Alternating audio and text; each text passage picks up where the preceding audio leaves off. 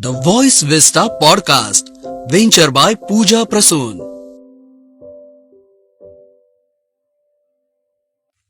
The Voice Vista Media House by Pooja Prasoon present a podcast series titled as डोळ्यांवर बोलू काही. डोळे म्हटले की रामोळे अशी संकल्पना देणारे रामोळे आय हॉस्पिटलचे संचालक आणि नेत्ररोग तज्ज्ञ डॉक्टर अभिजित रामोळे लाखो रुग्णांना नवी दृष्टी देण्याचं महत्त्वपूर्ण कार्य ज्यांच्या हातून घडतंय यांच्यासोबत डोळ्यांवर बोलू काही. होय, डोळे देखील बोलतात, आपल्या भावभावना व्यक्त करतात, हे सुंदर जग बघायला आणि वाचायला शिकवतात. मात्र काहींच्या जीवनात सौंदर्य दृष्टीचा अभाव असतो, तर काही दृष्टीहीन जीवन जगत असतात.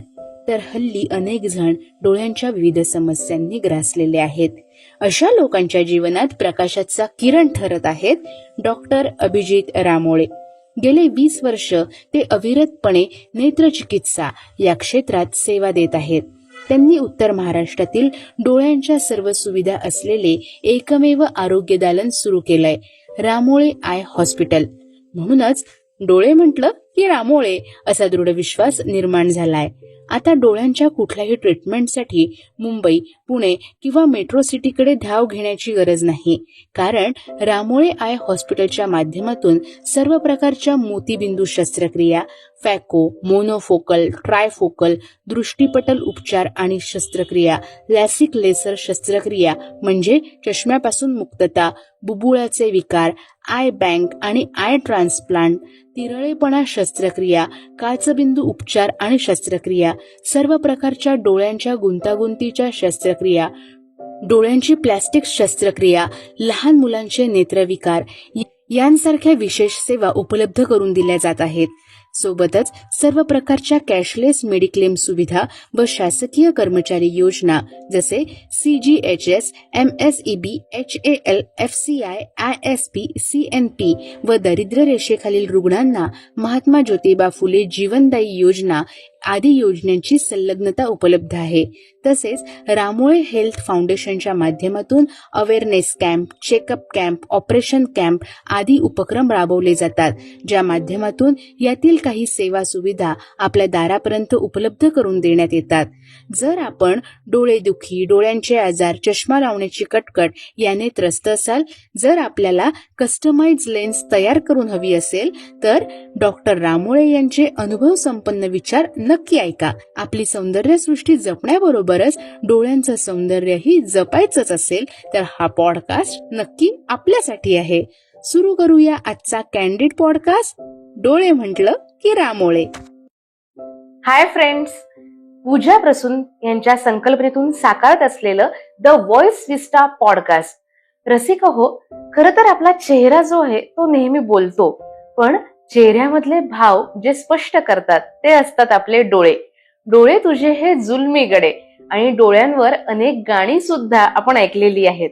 पण या डोळ्यांमधूनही आपला भाव प्रगट होतो, आपली दृष्टी प्रगट होते, आणि म्हणूनच या डोळ्यांचं समीकरण हे प्रेमाशी सुद्धा तेवढंच अतूटतेने जोडलेलं आहे.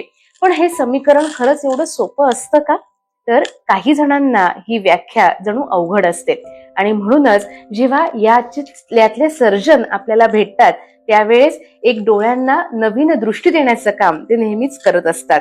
आणि म्हणूनच डोळ्यांवर बोलू काही या आपल्या आजच्या पॉडकास्ट सिरीज मध्ये आपण भेटणार आहोत, ज्यांनी डोळ्यांचं लाखो लोकांना सौंदर्य दिलं आणि ज्यांनी अनेक सर्जरी या यशस्वीरित्या पूर्ण केलेल्या आहेत. ते रामोळे आय हॉस्पिटलचे प्रख्यात नेत्ररोग तज्ज्ञ डॉक्टर अभिजित रामोळे यांच्यासोबत आज आपण संवाद साधणार आहोत. सर, आजच्या या पॉडकास्ट मध्ये आपलं खूप खूप स्वागत. सर, रामोळे आय हॉस्पिटल आणि डोळे म्हणजेच रामोळे आय हॉस्पिटल हा एक अतूट असं नातं ज्याला निर्माण झालेलं आहे असं आपण म्हणतो. पण निश्चितच याच्या पाठीमागे काहीतरी वर्ष असतात, तपश्चर्या असते, त्याग असते, आणि मग ही 20 ते 22 वर्षापूर्वीपासून जी तुमची संकल्पना सुरू झालेली आहे, या तुमच्या संकल्पनेबद्दल काय सांगता येईल? हो, मी नाशिकमध्ये मुंबईतून आल्यानंतर मी नाशिकमध्ये विविध संस्थांमध्ये काम केलं. Medical college, civil hospital, Deolali कॅम्पमध्ये असलेलं संतकृपा हॉस्पिटल अशा ठिकाणी मी 3 वर्ष काम केलं. आणि नाशिकमध्ये काम केल्यानंतर मला असं आढळलं की नाशिकमधून खूप रुग्ण हे डोळ्यांच्या ह्या टर्शरी केअर म्हणजे ज्या क्रिटिकल सर्जरीज आहेत त्याच्यासाठी हे नाशिकमधून बाहेर जात होते. ते मुंबई, पुणे, इव्हन चेन्नई, हैदराबाद या शहरांमध्ये जात होते. आणि त्यावेळेला मला हे रिअलाइज झालं की आपल्याला ह्या सगळ्या ट्रीटमेंट नाशिकमध्येच अवेलेबल करून देणं हे गरजेचं आहे. आणि त्या दृष्टीने 2006 मध्ये 25 डिसेंबरला आम्ही रामोळे आय हॉस्पिटलची स्थापना केली. ओके. ज्या वेळेला रामोळे आय हॉस्पिटलची आम्ही स्थापना केली त्यावेळेला ते एक छोटस रोप होतं आणि बरोबर. तिथे आम्ही डोळ्यांच्या बेसिक सर्जरीज पासून आम्ही सुरुवात केली आणि हळूहळू आम्ही ग्रो व्हायला लागलो. आणि आमचा संकल्प असा होता की प्रत्येक वर्षी डोळ्यांचा नवीन नवीन एक उपचार हे आम्ही आमच्या हॉस्पिटलला उपलब्ध करून देणं आणि नवीन नवीन सुविधा नाशिककरांना देणं Yes. ह्या उद्देशातून आम्ही पुढे वाटचाल करायला सुरुवात केली. आणि आता आम्ही ह्या स्टेजला आलो की नाशिककरांना आम्ही डोळ्यांच्या संपूर्ण सुविधा ज्या आहेत ह्या देत आहोत. डोळे म्हटले की रामोळे ह्या Yes. उक्तीप्रमाणे आमच्याकडे डोळ्याच्या संपूर्ण फॅसिलिटीज ह्या आता आमच्याकडे उपलब्ध बरोबर. आहेत. म्हणजे इवलेसे रूप लावे आले दारे तयाचा वेलू गेला गगनावरी अशा पद्धतीने 2006 पासून सुरू केलेलं काम आज 20-22 वर्ष झालेली आहेत. आणि सरांनी म्हटलं तशा पद्धतीने एकाच ठिकाणी सगळ्या प्रकारच्या शस्त्रक्रिया डोळ्यांच्या संदर्भातल्या म्हणजे अगदी लहानातल्या लहान मुलं असो किंवा वयोवृद्ध असो यांना सगळ्या रुग्णांना रामोळे ह्या हॉस्पिटलमध्ये मिळत असतात. आणि सर तुम्ही एक छान उल्लेख केला की नाशिक मधले जे रुग्ण होते त्यांना आउट ऑफ नाशिक जावं लागायचं तर त्या सगळ्या सुविधा सुद्धा तुम्ही रामोळे हॉस्पिटलमध्ये देतात आहात. तर हे जे टॅगलाईन जी झालेली आहे की डोळे म्हटले की रामोळे ही संकल्पना तुम्हाला कशी सुचली? आमचा हाच प्रयत्न होता की एका संपूर्ण अंडर वन रूफ डोळ्याच्या संपूर्ण सगळ्या ट्रीटमेंट आणि सगळ्या सर्व्हिसेस सगळ्या फॅसिलिटीज ज्या आहेत ह्या नाशिककरांना उपलब्ध करून द्यायची.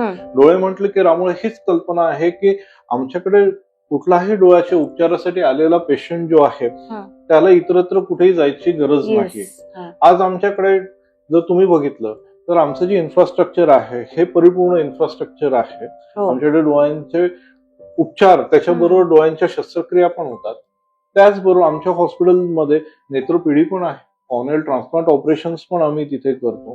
प्लस डोळ्यांसाठी लागणारी फार्मसी त्याच्यानंतर डोळ्यांसाठी लागणारं ऑप्टिकल ह्या गोष्टी पण आमच्याकडे अवेलेबल आहेत. ज्या अलाइड सर्व्हिसेस लागतात डोळ्यांच्या ऑपरेशनला काही टेस्ट करणं गरजेचं असतं, फिटनेस करणं गरजेचं असतं, ह्या ट्रीटमेंट ह्या गोष्टी पण आम्ही आमच्या हॉस्पिटलमध्ये आम्ही प्रोव्हाइड करतो. याच्या व्यतिरिक्त ज्या सर्व्हिसेस आहेत त्याच्यामध्ये आम्ही मेडिक्लेम ट्रीटमेंट्स आहेत. सेंट्रल गव्हर्नमेंटच्या ज्या काही सुविधा आहेत CGHS आणि सेंट्रल FCI ह्या सगळ्या सुविधा आम्ही आमच्याकडे उपलब्ध आहेत. तेच मला विचारायचं सर की आता तुम्ही जसं म्हटलात की एकाच छताखाली सगळ्या पद्धतीच्या सेवा सुविधा तुम्ही रुग्णांना तिथे देतात.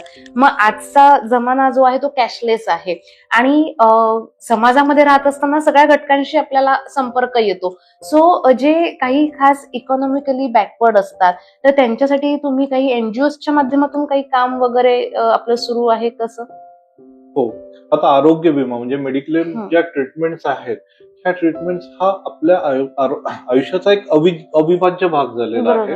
आणि आता असं म्हटलं जातं की प्रत्येकाचा एक मेडिक्लेम हा असलाच पाहिजे. आणि जेव्हा तुमच्याकडे मेडिक्लेम असतो आणि त्या मेडिक्लेम असल्यानंतर जेव्हा तुम्ही आमच्याकडे ट्रीटमेंटला येता त्यावेळेला आम्ही तुम्हाला ती कॅशलेस सर्व्हिस ही देणं गरजेचं आहे. म्हणजे की तुम्ही हॉस्पिटलमध्ये आल्यानंतर तुम्हाला ऑपरेशनसाठी किंवा कुठल्याही उपचारासाठी कुठल्याही प्रकारचे तिथे पैसे भरावे लागत.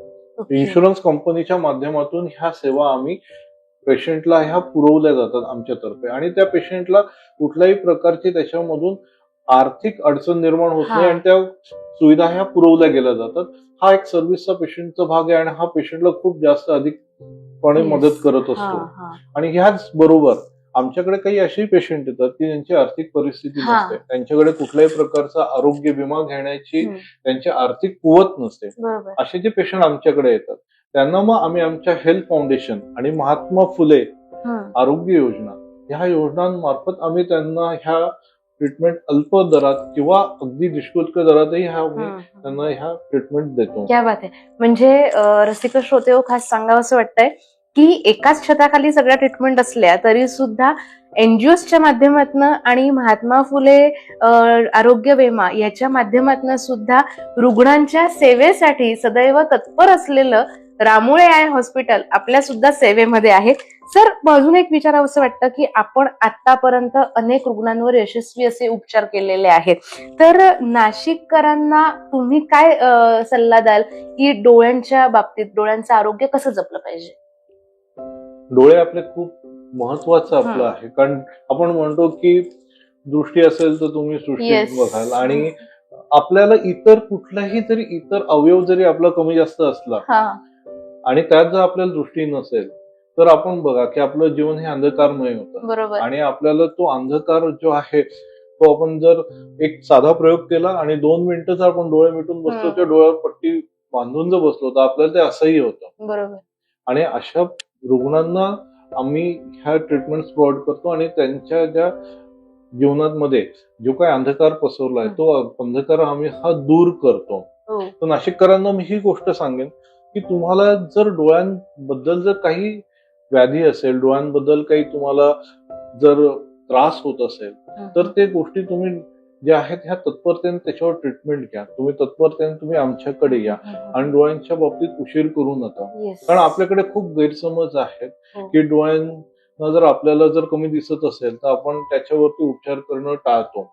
काही काचबिंदू सारखे असे आजार आहेत की ज्याच्यामध्ये जर आपण उपचार हे वेळेत नाही केले तर तो आपल्याला डोळ्यांवर अशा काही प्रकारे आपल्याला डोळ्यांवर त्याच्या इजा होतात की जे आपण परत भरून नाही काढू शकत. काचबिंदूमध्ये जी ट्रीटमेंट आपण देतो त्याच्याने आपण राहिलेली जी दृष्टी आहे ती वाचवू शकतो, आपण परत रिव्हर्स नाही जाऊ शकत. त्याच्यामुळे आपल्याला ह्या ट्रीटमेंट ह्या वेळच्या वेळी करणं गरजेचं आहे. म्हणजे थोडक्यात prevention is better than cure. बरोबर आहे. मोतीबिंदूच्या बाबतीतही तेच घडतं की आपण ह्या ट्रीटमेंट खूप डिले करतो, कारण आपल्याकडे पूर्वीचा खूप समज असा आहे की मोतीबिंदू पिकल्याशिवाय ऑपरेशन करू नये. त्या संदर्भात तुमच्याशी बोलायचं आहे सर. सर, पण आता जेव्हा आपण डोळ्यांविषयी बोलू, काही हा एपिसोड जेव्हा करतो तेव्हा एक असं पण ऐकलं की तुम्ही खास असे मनोरंजनात्मक पण कार्यक्रम डोळ्यांवर बोलू काही ह्याचे करत असतात, तर त्याच्याबद्दल अगदी थोडक्यात आम्हाला सांगा ना. डोळ्यांबद्दल सामाजिक अवेअरनेस निर्माण करणं हा आमचा त्या कार्यक्रमाचा मुख्य उद्देश आहे. लोकांना आम्ही डोळ्यांच्या विविध आजाराबद्दल माहिती देतो आणि तो अवेअरनेस निर्माण करतो, जेणेकरून कुठल्याही उपचारांमध्ये दिरंगाई नाही झाली पाहिजे. उपचार हे वेळच्या वेळी केले गेले पाहिजेत. आणि याच्यामध्ये आम्ही विविध संस्थांमध्ये ज्येष्ठ नागरिकांचे जे ज्येष्ठ नागरिक संघ आहेत आणि बाकी विविध संस्था आहेत त्या संस्थांमध्ये आम्ही तिथे जातो. तिथे आम्ही हा कार्यक्रम करतो आणि हा कार्यक्रम करत असताना फक्त आपण एक मेडिकल आजारांबद्दल काही माहिती देतो असं न होता त्याच्यामध्ये लोकांचं वातावरण हे हलकं फुलकं राहावं म्हणून आम्ही त्याच्यामध्ये काही छोटे छोटे विनोद, काही गाणी असं ऍड करतो आणि तो कार्यक्रम मग लोकांपर्यंत खूप चांगल्या प्रकारे पोहोचतो आणि लोकही तो कार्यक्रम एन्जॉय पण करतात आणि त्याच्यातून ते माहिती घेऊन जातात. क्या बात आहे. म्हणजे असं म्हणायला हरकत नाही, आयुष्य अजून रंगीबिरंगी करण्याचं काम हे डोळ्यांवर बोलू काही या माध्यमातून, मनोरंजनाच्या माध्यमातून रामोळे आय हॉस्पिटल करत आहेत. श्रोते हो, तुम्हाला सुद्धा डोळ्यांसंदर्भातल्या काही त्रुटी असतील, काही जाणकारी असतील तर ह्याच्या संदर्भात तुम्ही रामोळे आय हॉस्पिटलशी नक्की कन्सल्ट करू शकतात.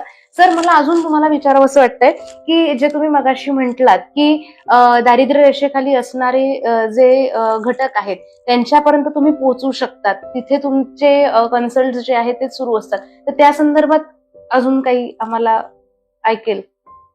रामोळे हेल्थ फाउंडेशन तर्फे आम्ही रुरल एरियामध्ये, ग्रामीण भागामध्ये वेगवेगळे आम्ही सुविधा आणि आम्ही उपचार तिथे करतो. आमचे काही सेंटर्स आहेत, जसं पेट्रोलला उमराळे आहेत, तिथे आम्ही जो काही तिथला आदिवासी भाग आहे त्याच्यासाठी आम्ही तिथे आमचे सेंटर्स वरती जाऊन आम्ही मोफत उपचार करतो. त्यांना आम्ही तिथे मोफत तपासणी करतो आणि त्यांना तिथे अवेअरनेस देतो. अशा नाशिकमध्ये आमचे वाडीवरे, मैरवणे अशा ठिकाणी रुरल सेंटर्स आहेत, त्या ठिकाणाहून आम्ही अशा प्रकारच्या त्यांना सेवा देत असतो. जे दारिद्र्य रेषेखाली आहेत, जे कुठल्याही मेडिकल ट्रीटमेंट अफोर्ड करत नाही, त्यांना आम्ही फाउंडेशन तर्फे आणि महात्मा फुले योजनेमार्फत आम्ही त्यांना ट्रीटमेंट्स देतो. आणि आम्ही हे बघतो की त्यांना डोळ्यांच्या कुठल्याही समस्या असतील तर त्यांचे वेळेत उपचार व्हावे आणि त्यांची दृष्टी जाऊ नये ओके. याबद्दलही आम्ही प्रयत्न करत असतो. आणि हा एक सामाजिक उपक्रम म्हणून आम्ही आमच्या हॉस्पिटल तर्फे एक सामाजिक बांधिलकी म्हणून ह्या गोष्टी करतो. येस, काय बात आहे. म्हणजे समाजामध्ये राहत असताना आपण समाजाचं काहीतरी ऋण देणं लागतो या दृष्टिकोनातनं रामोळे हॉस्पिटलचं हे जे कार्य आहे हे सुरू आहे. सर, अजून मला विचारावंसं वाटतं की जेव्हा तुम्ही हे सगळं म्हटलात की एकाच छताखाली सगळ्या गोष्टी तुम्ही रुग्णांना देऊ इच्छितात, म्हणजे रुग्ण कुठेही जायला नको, तर ही जी कन्सेप्ट जी आहे या कन्सेप्ट विषयी अजून काय तुम्हाला सांगता येईल? हो, आज कसं आहे ना की आजचं आयुष्य प्रत्येकाचं जे आहे हे धक्काधकीचं आहे. Yes. प्रत्येक जण त्याच्या कामामध्ये व्यस्त आहे. त्याला खूप ठिकाणी आपण जर सांगितलं की तुम्ही हे करा तर त्याच्याकडे आज तेवढा वेळ उपलब्ध नाहीये.